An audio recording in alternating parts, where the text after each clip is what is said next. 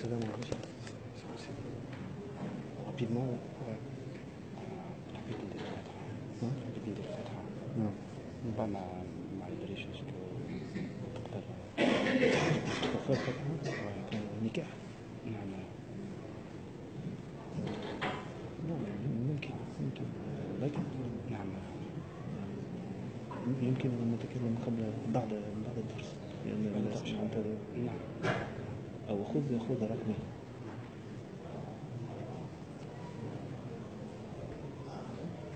Sept 68 49 03 03 10 سليمان.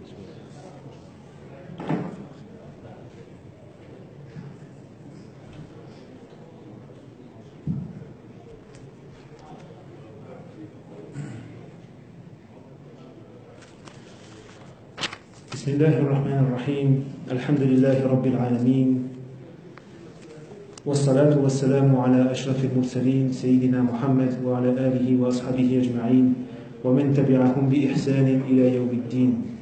رب اشرح لي صدري ويسر لي أمري واحلل عقدة من لساني يفقه قولي.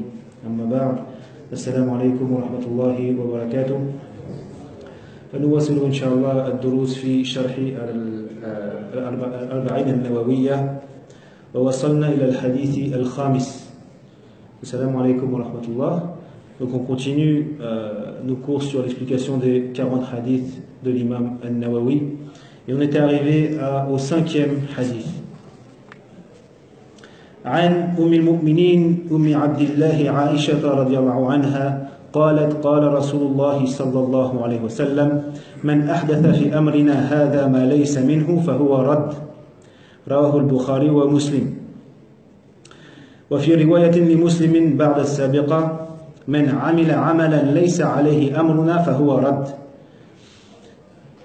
Donc, selon la mère des croyants, Abdillah Aisha radiyallahu anha, elle dit, le prophète sallallahu alayhi wa sallam, l'envoyé d'Allah, a dit, celui qui innove dans notre affaire ce qui n'en fait pas partie, alors cela est rejeté. Notre affaire, c'est-à-dire le din, évidemment. Celui qui innove dans le din, ce qui n'en fait pas partie, alors cela est rejeté. al-Mu'minina Abdillah Aisha radiyallahu anha, hiya bintu Abi Bakr as-Siddiq radiyallahu anhu. Elle est la fille, donc, Aisha radiyallahu anha, notre mère, elle est la fille de Abu Bakr as-Siddiq. Wa kunyatuha bi ibn ukhtiha, wa huwa Abdullah ibn Zubayr ibn Asma. Et ça, kunya, Abdillah, c'est par rapport, évidemment, elle n'a pas eu d'enfant avec le prophète sallallahu alayhi wa sallam, elle n'a pas eu d'enfant, donc elle n'a pas eu un enfant qui s'appelait Abdullah, c'est par rapport à son neveu, Abdullah ibn Zubayr, le fils de sa sœur Asma, radiyallahu anhu. رآها النبي صلى الله عليه وسلم في المنام وتزوجها. Le prophète sallallahu alayhi wa sallam a vu Aïcha en rêve qu'il se mariait avec elle, et donc c'est pour cela qu'il s'est ensuite il l'a épousée. وكانت ذكية وفقيهة متعبدة ومعلمة. Et elle était très intelligente, elle était une savante, faqiha, une adoratrice et une enseignante. روي عنها 10 و200 و2000 حديثا. Elle a rapporté 2210 hadiths. 2210 hadiths ont été rapportés d'après Aïcha. توفيت سنة 57 هجرية وعمرها 66 سنة ودفنت في البقيع. Elle est décédée radiallahu anha en l'an 57 de l'Hégire à l'âge de 66 ans et a été enterrée au cimetière de Al-Baqi', le cimetière de Al-Madina. Al-Ifada, الدين كامل لا مجال فيه للزيادة ولا للنقص.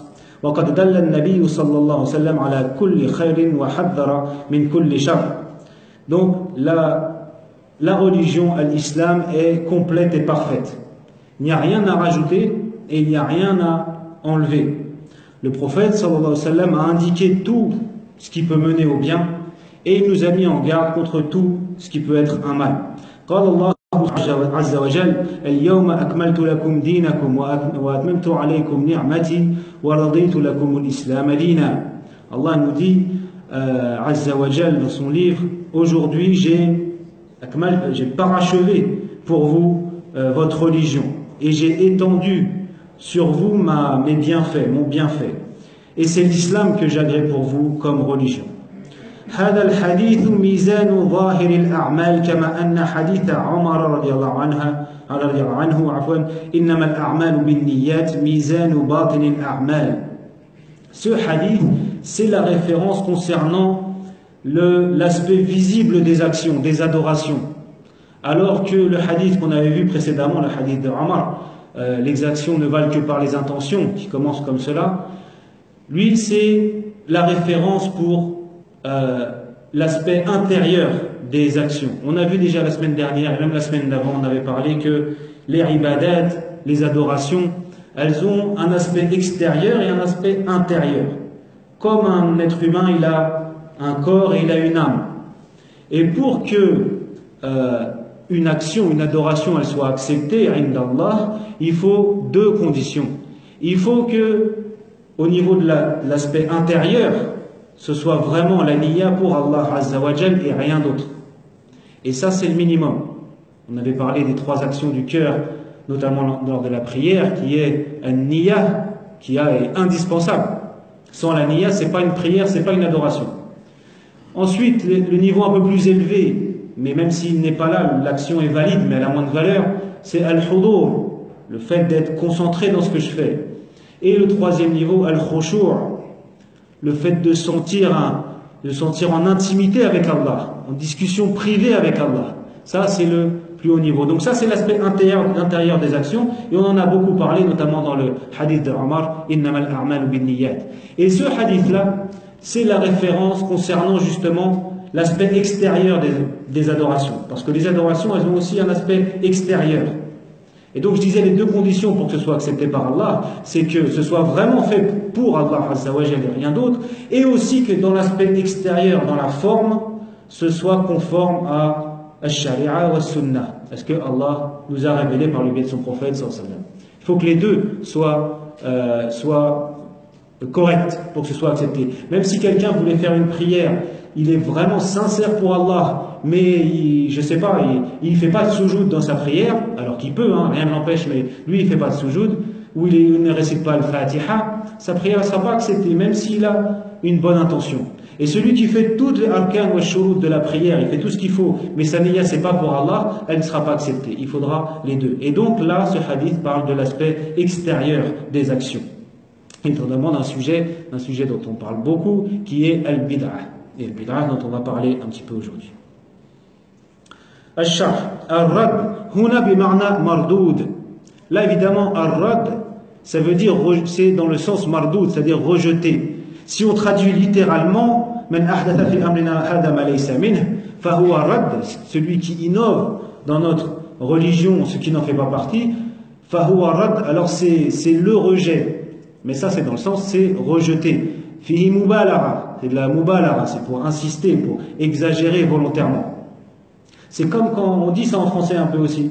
Comme quelqu'un on dit par exemple, lui c'est la gentillesse, c'est la gentillesse même. Ben là c'est pareil. C'est le rejet dans le sens c'est rejeté.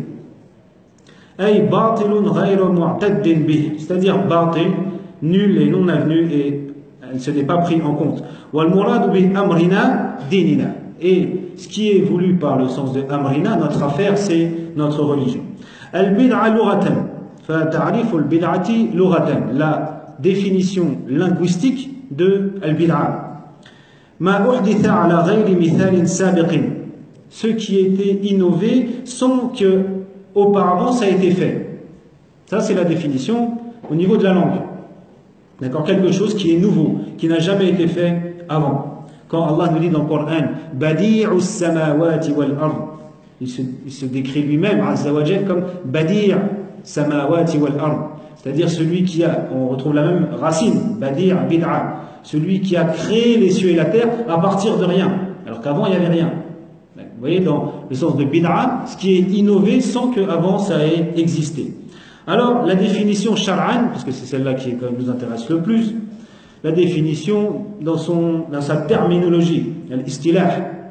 Alors, il y a deux définitions généralement, évidemment les savants en ont donné plusieurs, mais il y en a deux qui sont les celle qu'on retrouve le plus souvent et les plus prises en compte, on va dire. C'est celle de l'imam Ash-Shatibi. L'imam Ash-Shatibi qui a écrit le livre référence sur la bid'a, le livre qui est Al-I'tisam de l'imam Ash-Shatibi. Et l'autre définition, c'est celle de Cheikh al-Islam Ibn Taymiyyah, rahimahumallah. La définition de l'imam Ash-Shatibi, هي طريقة في الدين مخترعة تضاهي الشرعية ويقصد بالسلوك عليها المبالغة في التعبد لله سبحانه. Donc c'est une façon de pratiquer la religion qui est inventée et qui ressemble à la véritable façon de pratiquer, celle qui est mashrour. Et le but de ça, de cette bid'a, c'est l'exagération dans l'adoration à Allah. Donc, dans sa définition, l'imam Ash-Shatibi, il a restreint la bid'a aux ibadat.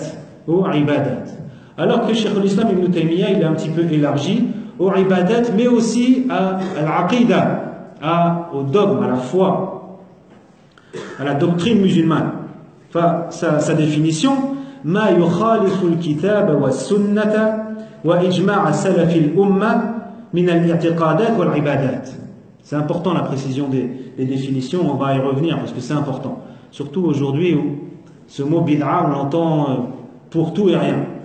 Donc Ibn Taymiyyah, rahimahullah, définit la définition ما يخالف الكتاب والسنة وإجماع سلف الأمة. Ce qui contredit, ce qui va à l'encontre de Al-Kitab, Al-Qur'an, wa Sunnah, wa Ijma' Salaf al-Ummah, et le consensus des Salaf de la Ummah, les Salaf, c'est-à-dire les pieux prédécesseurs, les références des 3 premiers siècles de l'islam. Donc ce qui va à l'encontre de ces 3 sources, dans quoi Al-I'tiqadat wa Al-Ibadat, donc le dogme, la foi, l'iman, al-aqidah et al-ibadat. Donc on voit déjà que la bid'a, ça concerne les adorations et le dogme, al-aqidah. D'accord. Ça ne concerne pas les ventes, les mu'amalat, etc., ce qui se passe entre les gens. Ça, quelque chose, ça peut être haram, ça peut être un péché, interdit, etc. Mais une bid'a, dans le sens de la charia, une innovation, ça concerne les adorations et l'aqidah, la foi. وذمها رسول الله صلى الله عليه وسلم فكان يقول في خطبته أما بعد فإن خير الحديث كتاب الله وخير الهدي هدي محمد صلى الله عليه وسلم وشر الأمور محدثاتها وكل بدعة ضلالة. Et donc le prophète sallam a fait le reproche a montré que c'était un mal, la bid'a, dans ce hadith que vous connaissez. Le meilleur des récits, c'est le livre d'Allah Azza wa Jal, et la meilleure des guidées, c'est la guidée de Muhammad sallallahu alayhi wa sallam, et la plus mauvaise des choses, c'est ce qui est inventé, muhdathatuha. C'est le même sens que bid'a, et toute innovation est un égarement. Akhrajahu Muslim wa rawahu an-Nasa'i wa fihi ziyada, donc ça a été rapporté par Muslim, et Nasa'i, il y a dans la version de Nasa'i, il y a en plus wa kulla dalalatin fin nar, et tout égarement est voué au feu. Alors, inna akthara ma uhditha fi ad-din yata'allaqu bil ibadah. Donc la plupart des innovations, c'est quand même, ça concerne les ibadat, les adorations. Kadhabhi wa tawaf wa al-i'tikaf 'inda al-qubur. Comme ceux qui vont auprès de la tombe généralement c'était quelqu'un qui était pieux dans le passé, et ils font là-bas des adorations dirigées vers cette tombe, comme égorger un animal, ou faire des tours autour, ou rester plusieurs jours et plusieurs nuits à côté de cette tombe. Et concernant le dogme, comme par exemple al-aqaid al-batila fi al-anbiya was-salihin min al-ilm bil-ghayb wal-qudrati ala al-naf'i wad-darri wa ba'da mawtihim. Et par exemple, il y en a d'autres évidemment, concernant le dogme et la croyance, c'est de croire par exemple que les pieux ou les prophètes, après leur mort, ils peuvent faire du bien ou faire du mal. On peut leur faire des invocations directement dirigées vers eux. Ça, ce sont des bid'a qui concernent la croyance. Et c'est pour ça aussi que, à la suite de sa définition, Ibn Taymiyyah nous dit كأقوال الخوارج والروافض والقدرية والجهمية وكالذين يتعبدون بالرقص والعناء بالمسجد ويوجد في مجموع الفتاوى. Dans Majmou' al-Fatawa, suite à sa définition, Ibn Taymiyyah nous dit, comme par exemple, ce que disaient les Khawarij. C'était quoi? C'était par rapport au fait de croire que celui qui commet un grand péché, il devient kafir. Celui qui commet un grand péché, il devient kafir. Là, yufarriquna al-Khawarij bayna al-iman wal-a'mal. Les Khawarij ne différenciaient pas entre les actions et la foi. Et donc celui qui commet un grand péché était pour eux mécréant. Ça, c'est une bid'a. Wal-rawafid, comme les chiites, wal-qadariyya, ceux qui nient le destin. Et que le destin, non, le destin, ça n'existe pas. Les hommes sont libres de ce qu'ils font. Wal-jahmiyya, comme ceux qui, vous savez, vous avez déjà vu ça, qui dansent et qui chantent dans les mosquées et qui pensent adorer Allah comme ça. Tout ça, ce sont ce genre de bid'a. Et évidemment, et parmi ces bid'a, il y a ce qui arrive au degré de kufr et d'association, de shirk, mais pas toutes. Pas toutes. C'est pas parce que quelqu'un commet une bid'a qu'il a commis forcément du shirk. Ça dépend. Tout n'a pas ce degré-là. Ça, ce sont les innovations lourdes, les innovations graves. Et parmi il y a les bid'a, il y a ce qui est juste interdit, moins que du kufr, et ce qui est déconseillé, makruh. Comme par exemple les bid'a makruha, tous ceux sur lesquels il n'y a pas ittifaq, il n'y a pas consensus des ulama comme quoi c'est une bid'a. Il y a des choses, vous savez les divergences entre les ulama, il y a des choses, certains ulama la considèrent bid'a et d'autres non. À partir du moment où il y a ittifaq, ça veut dire que c'est pas très grave. Ça peut être déconseillé, mais c'est pas très grave. Et parmi ces exemples, al-Mawlid. Mawlid, on peut dire que c'est une sorte de bid'a, même si on va revenir dessus. Le fait de fêter l'anniversaire du prophète sallallahu alayhi wa sallam. Et j'en parle parce qu'on en parle toujours comme si c'était quelque chose de très grave et c'est quelqu'un qui ferait ça, alors c'est presque qu'il a commis du shirk. Non, il y a des grands savants qui l'ont autorisé. Ibn Hajar al-Asqalani, Sahib al-Fath al-Bari, Ibn Hajar, celui qui a fait le commentaire d'Al-Bukhari, le plus célèbre, Fath al-Bari, il était d'avis qu'Al Mawlid, c'est Yajouz, on peut le faire. Donc à partir du moment où il y a une divergence, même si on adhère à l'avis que c'est une bid'a, mais une bid'a makruha, sans plus. Alors que ça peut aller jusqu'au shirk, ça dépend de la niyya de la personne. Ça dépend de la niyya de la personne. Par exemple, quelqu'un qui fait une dua pour un mort. Celui qui pense que ce mort, il peut lui faire du bien, ça arrive au shirk. Mais celui qui pense que c'est tabarrukan, c'est pour chercher la baraka, alors c'est interdit, mais ça ira pas jusqu'au degré de shirk, d'association à Allah. Vous voyez? Pourquoi j'insiste là-dessus? Parce que, malheureusement, l'islam c'est le juste milieu, toujours. Je répète toujours ça.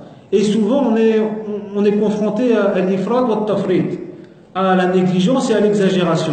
Il y a ceux qui commettent ces bid'a et qui pour eux c'est pas grave, etc., etc. Mais il y a un autre extrême, c'est de voir la bid'a partout. C'est de voir la bid'a partout. N'importe quoi devient une bid'a. Ça n'existe pas, ça. Pourquoi? Parce qu'il y a certains de nos frères, vous voyez les définitions que j'ai données, de Shatibi, d'Ibn Taymiyyah, qui sont parmi nos imams. Mais certains frères donnent la définition, la bid'a, c'est tout ce que n'a pas fait le prophète, sallallahu alayhi wa sallam. Comme si tout ce que n'a pas fait le prophète, sallallahu alayhi wa sallam, c'est une bid'a. Il n'y a jamais aucun savant qui a défini la bid'a comme ça. Ça n'existe pas, ça.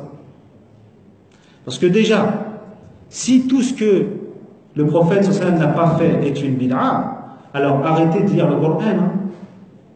Parce que le Coran, dans un mushaf comme ça, avec les harakat, avec les points, il n'y avait pas à l'époque du prophète sallallahu alayhi wa sallam. C'était même pas tout regroupé dans un livre. Tout était écrit, mais tout n'était pas regroupé dans un livre. Et il y a beaucoup de choses comme ça. Il y a beaucoup de choses comme ça. Aller à étudier Ulum al-Shar'iyya, aller étudier l'ilm dans une université, à Médina ou ailleurs, ça n'existait pas au temps du prophète sallallahu alayhi wa sallam. Alors ce serait une bid'a. Le fiqh, ça n'existait pas les livres de fiqh à l'époque du prophète sallallahu alayhi wa sallam. Et beaucoup de choses comme ça. C'est pas ça du tout la définition d'une bid'a. Ce que n'aurait pas fait le prophète sallallahu alayhi wa sallam. Mais on a dit c'est quoi? Ce qui contredit al-kitab wa sunnah.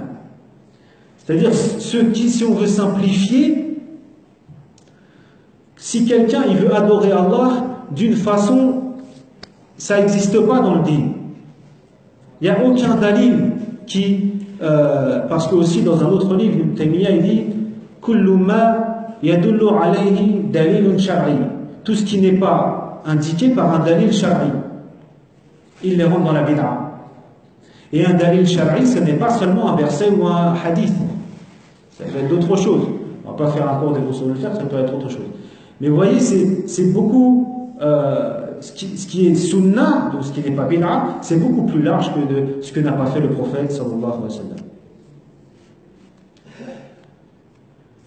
أما فروع الدين التي لا تخرج عن السنة فلا يتناولها هذا الرد. Voilà les comment dire, les branches de la religion qui ne sortent pas du cadre de la sunna ne sont pas concernées par ce rejet. ككتابة القرآن ككتابة القرآن في المصاحف, comme je disais, comme le fait de lire le Coran dans les mushaf, dans les livres qu'on a aujourd'hui. Si vous voyez les mushaf, même de l'époque des compagnons, vous avez dû voir, aller sur internet. Évidemment, c'est les mêmes mots, hein. C'est le Coran al-Karim. Mais sinon, dans la forme, ça n'a rien à voir. C'est les mêmes mots, mais il n'y avait pas de points, comme je disais, il n'y avait pas de harakat, il n'y avait pas les signes que c'est la fin du verset, il n'y avait pas les numéros des sourates, il n'y avait pas... Bref, il y avait beaucoup de choses qui ont été changées. Mais, alors pourquoi Tilawatul Qur'an, c'est une adoration. C'est important ce que je vais dire. Tabihu. Tilawatul Qur'an, ibadah. Ça c'est sûr. Et pourtant on a changé comment le moyen avec lequel on fait cette tilawa. Alors est-ce que ce sera une bid'a? Non. Mais pourquoi? Parce qu'il faut différencier al-bid'a lid-din ou al-bid'a fid-din. Al-bid'a fid-din, c'est l'innovation dans la religion qui est interdite. Mais al-bid'a lid-din, c'est-à-dire quand on innove, on invente des choses, mais pour faciliter aux gens la pratique de la religion. C'est quelque chose qui sert la pratique de la religion. Là, ça ne devient pas une bid'a dans le sens, une bid'a interdite. Pourquoi est-ce qu'on a mis les points et les harakat dans le Coran? Parce qu'à l'époque du prophète, sallallahu alayhi wa sallam, les Arabes, ils n'avaient pas besoin des points et des harakat. Ils connaissaient déjà le Coran par cœur pour la plupart, et c'était juste un aide-mémoire comme ça. Et ils reconnaissaient les mots, c'était Arabul Loura, ils connaissaient l'arabe, des grands connaisseurs de l'arabe. Mais l'islam s'est répandu. Et il y avait des non-arabes qui sont devenus musulmans. Et eux, il fallait leur faciliter la lecture du Coran. Comment faire la différence entre un ba, un ta et un tha et un nun si on enlève les points? Si on enlève les points, c'est la même chose. Les arabes, ils reconnaîtront le mot, mais les non-arabes, non. Donc on a mis des points. Après, il a fallu mettre les vocalisations. Et maintenant, on a plein de signes, même pour réciter bit tajwid. On a un signe quand il y a un med, etc., etc. Pour que les gens récitent bien le Coran. Donc là, ça a été une innovation dans le sens loraoui, quelque chose qui n'existait pas avant.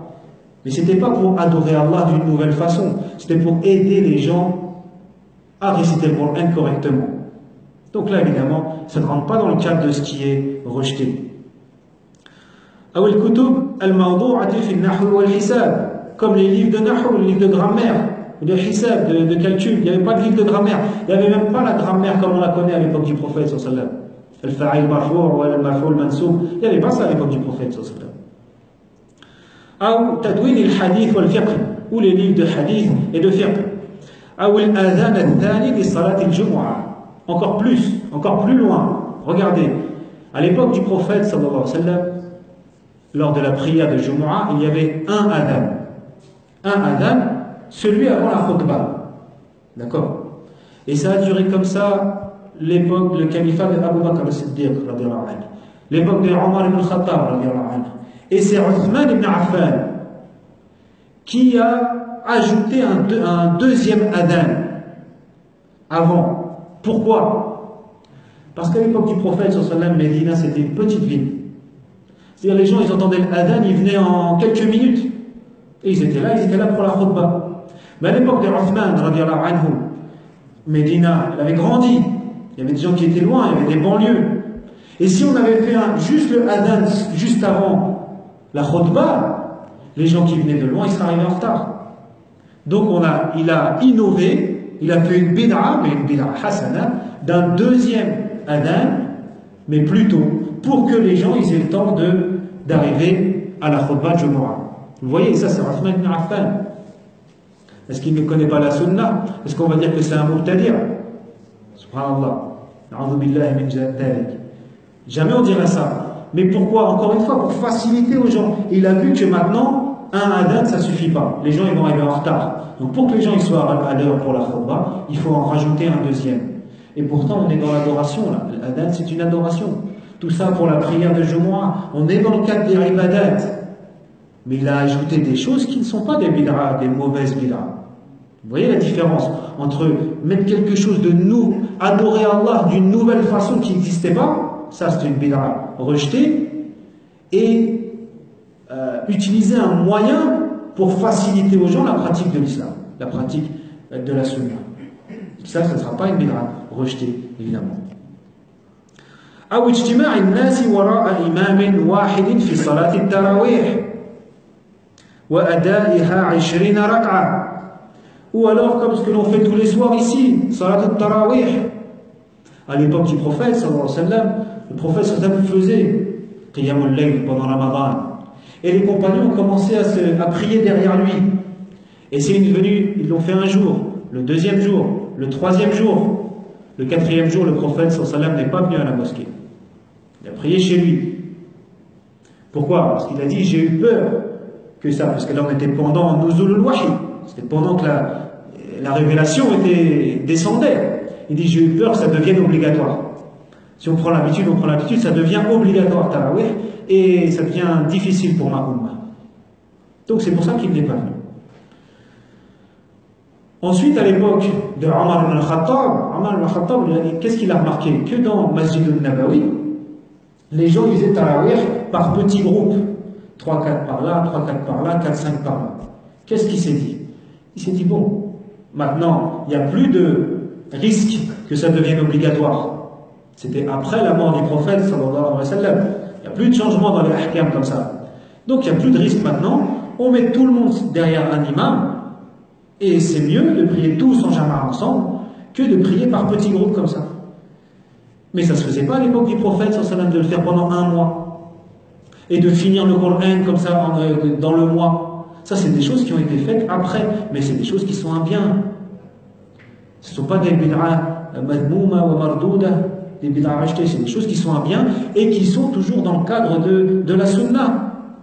L'autre fois, il y a un frère qui est venu me voir, il y a quelques jours là, et il m'a dit, oui, on m'a dit que tahajjud, la prière qu'on fait le matin, qabla al-subh, tahajjud bid'a. Il me dit, ya cheikh, est-ce que c'est une bid'a tahajjud?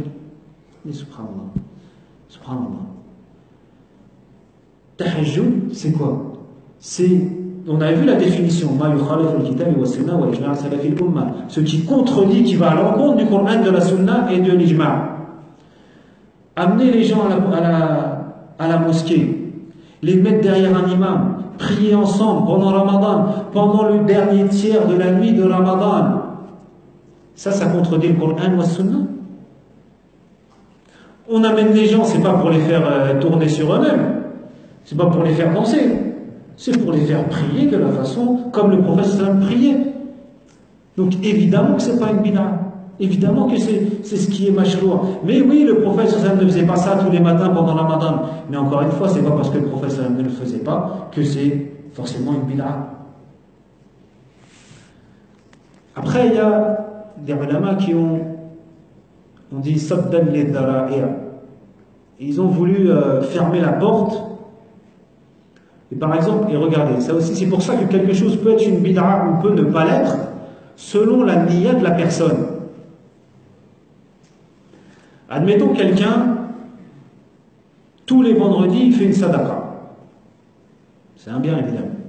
Ici c'est comme ça, son organisation, tous les vendredis, il fait une sadaqa. Si c'est juste une organisation comme ça, et comme il a l'occasion, il va à la mosquée, il fait une sadaqa, et Jumu'ah, c'est un jour où les bonnes actions sont encore mieux, etc., etc. Il n'y a pas de problème. Par contre, celui pour qui ça deviendrait comme si c'était une sunnah, et s'il ne le fait pas, si un jour, par exemple, un vendredi, il ne le fait pas, sa sadaqa, ah, ça le gêne, et comme si j'ai raté quelque chose et tout. Ah, là, on commence à tomber dans la bid'a. Parce qu'il en a fait quelque chose, alors que le prophète n'a pas dit donner une sadaqa tous les vendredis. Vous voyez la différence? Donc tout est dans la niya de la personne. C'est comme on revient sur le maoulid. Le maoulid, c'est intéressant. Comme le dit Cheikh Mohamed Hassan Ould Deddaou al-Shanqiti, il dit le maoulid.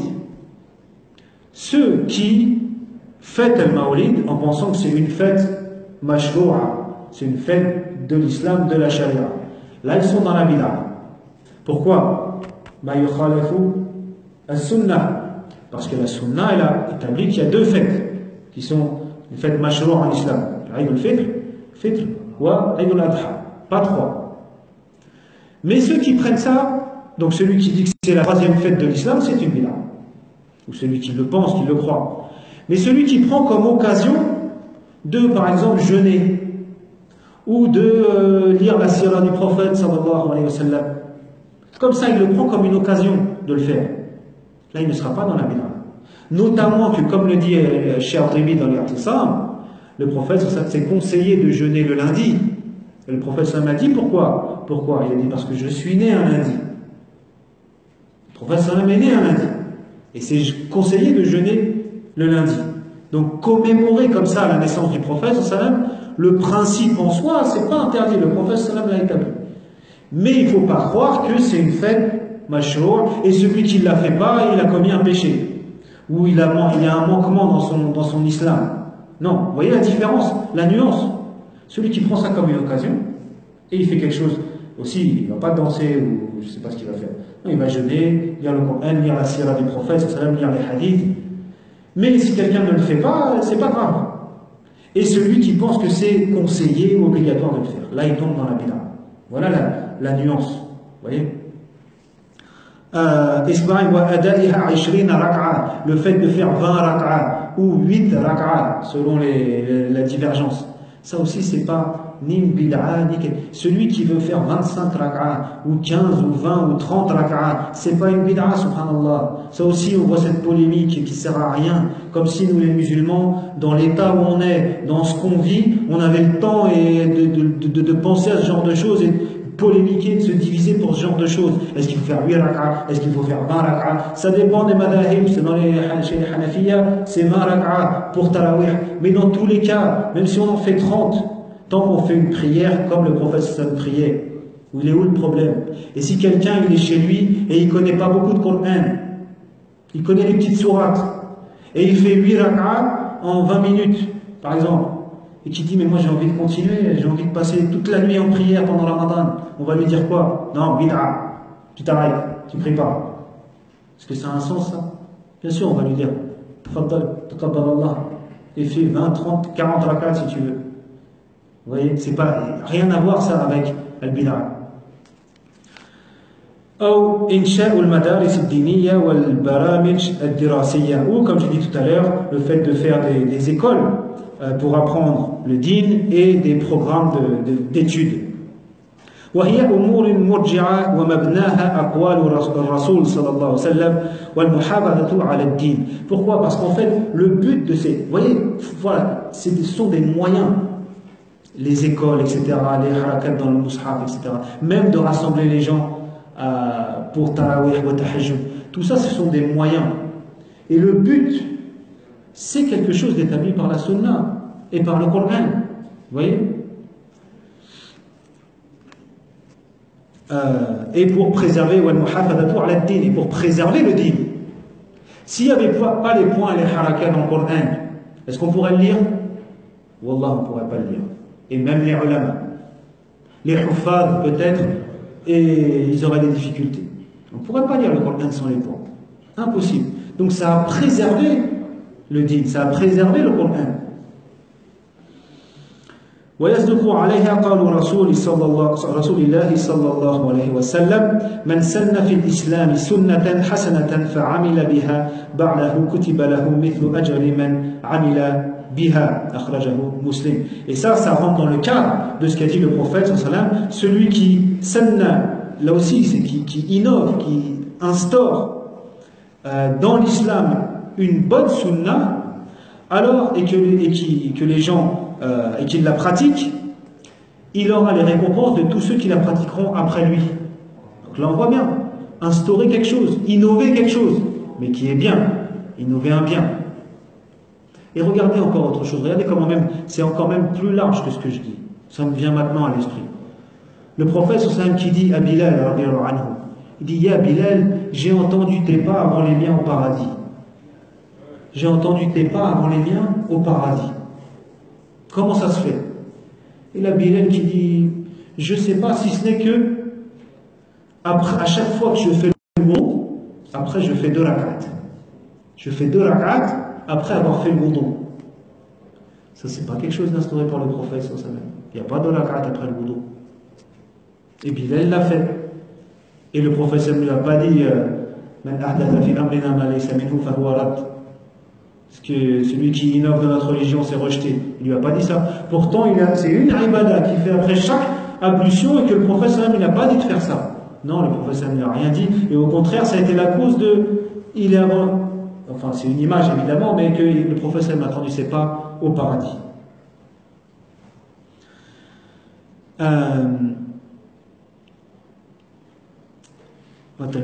فأخرجه مسلم والترمذي والنسائي وابن ماجه وأحمد وفي مثل ذلك جاء قول عمر نعم البدعة هذه.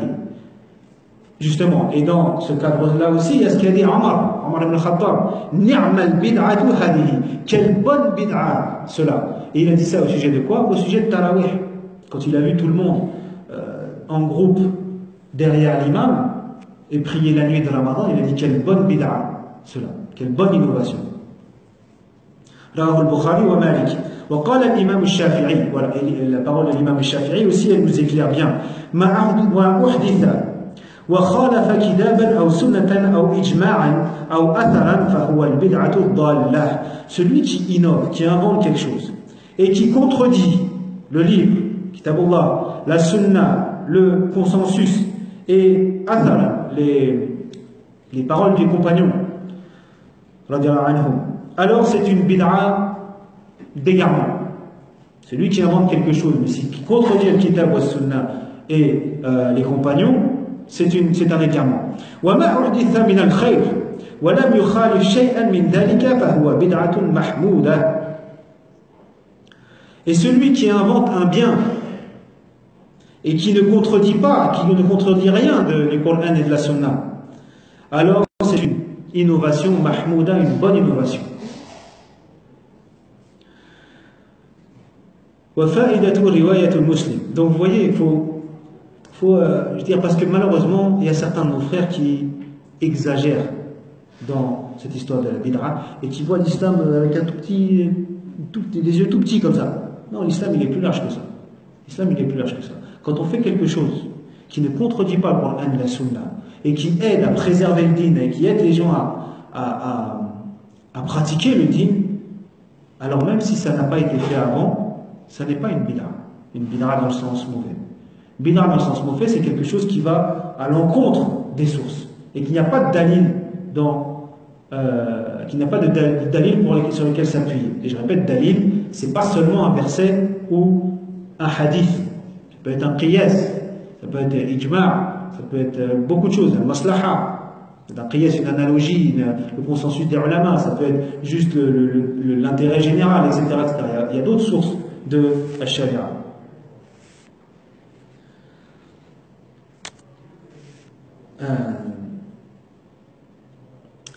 وفائدة رواية مسلم من عمل عملا ليس عليه أمرنا فهو رد. Et donc, Pourquoi est-ce que l'imam al-Nawawi, il a aussi cité la deuxième version, citée aussi dans Muslim, qui est celui qui fait quelque chose qui ne fait pas partie de notre religion, alors c'est rejeté. Dans la première version, c'était celui qui invente, celui qui innove. Là, c'est celui qui fait quelque chose. Pourquoi est-ce que l'imam al-Nawawi, il a cité aussi cette version? عموم النهي عن العمل المخترع سواء أحدثه هو أو غيره ممن سبقه. C'était pourquoi? C'était parce que si on avait juste dit من أحدث في أمرنا ما ليس منه, certains qui font des bid'ah, mais c'est pas eux qui les ont inventés. Ils auraient pu dire, mais je suis pas celui qui l'a inventé, je suis pas concerné par ce hadith, c'est pas moi qui l'ai inventé ça, je le fais, les gens avant moi le faisaient. Alors que dans la deuxième version, ben amala amilan laysa minhu, ce qui fait quelque chose qui n'est pas dans notre religion. Donc même celui qui le fait en suivant des traditions, évidemment quelque chose qui est une bid'a, ça ne sera pas autorisé, même si c'est pas lui qui l'a inventé. Et je reviens 2 minutes sur, on avait parlé sur l'intention des gens. La plupart des gens, quand ils font une bid'a, même souvent dans les pays au Maghreb ou au Pakistan, en Inde, des choses autour des tombes, etc. Pourquoi on ne peut pas directement les qualifier de mushrik, de kafir, même s'il y a du shirk dans ce qu'ils font? C'est que, est-ce que la plupart de ces gens-là, ils se disent, ah, le din, il est défaillant, il manque quelque chose, donc on a rajouté une ibadah. Ça, c'est celui qui croit ça, c'est un mushrik et c'est un kafir. Mais est-ce que eux, la plupart, ils croient ça? Mais non, c'est jahl, c'est de l'ignorance.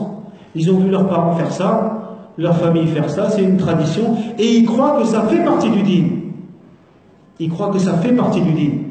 Et donc c'est de l'ignorance. Et donc là, je rappelle ce dont j'avais parlé il y a 1 ou 2 semaines, sur d'ailleurs ce qu'avait dit, j'avais cité aussi Ibn Taymiyyah, qui dit le hadith parlant de la personne des Banu Israël, qui avait dit à ses enfants, vous allez comprendre pourquoi je parle de ça, c'est qu'il avait dit à ses enfants, quand je mourrai, quelqu'un qui avait fait beaucoup de péchés, il avait vécu dans le péché, quand je mourrai, brûlez mon corps et jetez les cendres dans la mer.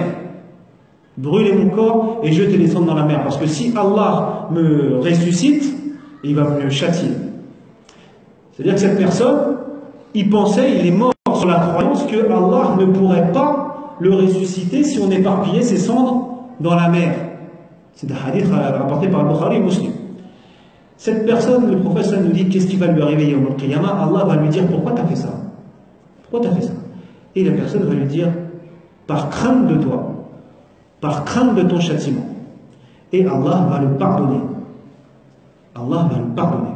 Et Ibn Taymiyyah, il dit, avec mes mots, mais c'est ce qu'il dit, il dit, je me suis cassé la tête sur ce hadith. Parce que celui qui a cette croyance que Allah ne peut pas le ressusciter si ses cendres sont éparpillées dans la mer, c'est du kufr. Il n'y a pas de discussion, c'est une croyance de kufr.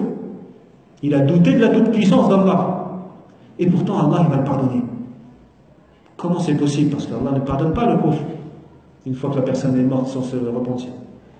Parce que cette personne, elle était ignorante. Cette personne, elle était ignorante, elle l'a fait par ignorance. C'est pour ça qu'Allah l'a pardonné. Donc un ignorant, c'est possible qu'il soit pécheur, dans le sens où il aurait dû apprendre. Il aurait dû chercher à savoir, et il aura un péché parce qu'il n'a pas cherché à savoir. Mais Allah ne le considérera pas mushrik ou kafir. Si lui, dans son intention, il pensait que ça faisait partie du din, pour revenir au bid'a, autour des tombes, etc. Il pensait que ça faisait partie du din. Wa innamal a'mal binniyat. Donc c'est pour ça qu'il ne faut pas directement juger.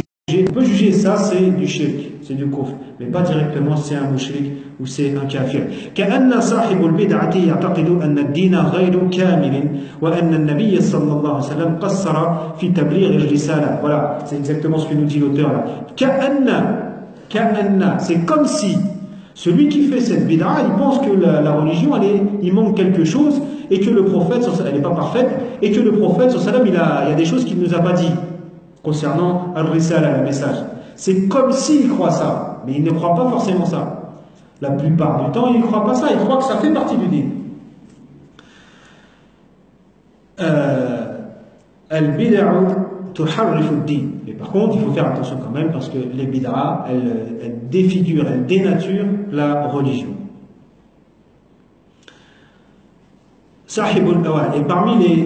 Pourquoi c'est si dangereux la bid'a aussi? Sahibul bid'ati la yatubu minha li'annaha min ad-din 'indahu wa bidhalika yakunu al-'amalu bil bid'ati ashadda wa balan 'ala sahibiha min al-'amali bil ma'asi al-ukhra. Pourquoi c'est parfois plus dangereux que les péchés? Parfois, pas tout le temps. Hein. Pourquoi? Parce que celui qui fait un péché, celui qui boit, celui qui utilise le riba, etc., il sait que c'est un péché. Et Inch'Allah, on espère qu'un jour il se repentira. Mais celui qui commet ces bid'ah, il croit que ça fait partie du din. Donc il ne se repentira pas si personne ne lui dit. Voilà pourquoi c'est dangereux et ça peut dénaturer carrément le din. On voit d'ailleurs dans les turuq soufiyya, certains cercles soufis, pas tous, il ne faut pas mettre tout le monde dans le même sac, jamais mettre tout le monde dans le même sac. Il y a des soufis qui sont cadrés par la sunna ou la sharia, mais il y en a quand même qui ont pris pour adoration des choses qui n'existaient pas dans les sources. Et quand on dit que ça dénature la religion, quand on voit ce qu'ils font, allez jeter un œil sur YouTube, ou quand ils dansent, ou ils font des livres comme ça à voix haute, quel rapport avec l'islam? Quel rapport avec l'adoration et la spiritualité islamique? Il n'y a plus rien à voir. Ou les derviches tourneurs là, en Turquie, ou ce genre de choses, il n'y a plus rien à voir. Donc la bid'a, ils pensent que c'est le din, mais ils ont complètement dénaturé et défiguré le din. J'ai quelque chose aussi par rapport à... Je ne sais pas si je devrais, mais non, je vais le faire. Pareil, quand on considère al-bid'a, on entend par exemple nos frères Tabliri qui sortent en khuruj fi sabilillah. Je vous dis d'abord, je ne suis pas parmi eux, d'accord? Donc je ne suis pas spécialement... ce sont mes frères en islam, mashallah, ils ont fait un grand travail. Donc c'est indéniable. Moi, ma génération, c'est eux qui venaient nous voir pour nous appeler à la religion. Ils ont fait un grand travail. Mais je ne suis pas parmi eux. Bon, j'ai des divergences avec eux. Mais quand on dit c'est une bid'a ce qu'ils font, le khuruj, de sortir 3 jours, 40 jours, vous connaissez ça? Ça peut devenir une bid'a. Mais regardez encore la nuance. Celui qui prend ça comme une organisation, une méthode pour appeler les gens à l'islam, et même augmenter notre foi, etc. C'est une méthode. C'est pas de la bid'a. C'est une méthode qui s'est montrée efficace, et selon les gens, il y a des gens, ça peut leur correspondre. Et là, il n'y a pas de souci. Et c'était la vision de Cheikh Mohamed Ilyas, le fondateur. Mais par contre, on trouvera chez eux, comme dans tous les mouvements, ce que je veux dire, c'est valable pour tous les mouvements, certains qui ont exagéré, dans le sens où ils en ont fait une sunna. Et pour augmenter ma foi, il faut sortir en khuruj fi sabilillah. Sinon, ton islam, il manque quelque chose. Ah, là, on est tombé dans la bid'a. Parce que cette organisation, 3 jours, 40 jours, etc., le prophète sallallahu alayhi wa sallam ne faisait pas ça, les compagnons ne faisaient pas ça. Donc même celui qui choisit un autre chemin pour pratiquer sa religion, il n'y a pas de problème. Il n'y en a pas d'obligation à faire ça. Mais vous voyez la différence entre celui qui prendra ça pour juste une façon de faire, une méthode, et donc il n'y a pas de problème, et celui qui prendra ça pour une sunna. Et si on lui dit non, moi je fais pas ça, il va dire ah non mais c'est pas bon mon frère, tu vas pas, ta foi ne va pas augmenter, etc., etc. Non, là il est tombé dans la bid'a. Vous voyez cette nuance. Et on trouvera ça dans tous les mouvements. Dans tous les mouvements. Les mouvements mu'tadiloun, hein, on parle pas de Shia, ou ça c'est des bid'a. Mais dans tous les mouvements c'était juste des ulama qui à un moment donné ils ont authentifié un problème dans la communauté. Ils se sont dit on va mettre en place une méthode pour remédier à ça. Et c'est ce qu'il fallait à leur époque et à l'endroit où ils étaient. Mais ils ne disaient pas c'est ça le din. Et celui qui passe pas par mon mouvement, alors son din il est naqis. Non. Là on est tombé dans la bid'a. Vous voyez? Et dans tous les mouvements on trouvera cette exagération comme ça.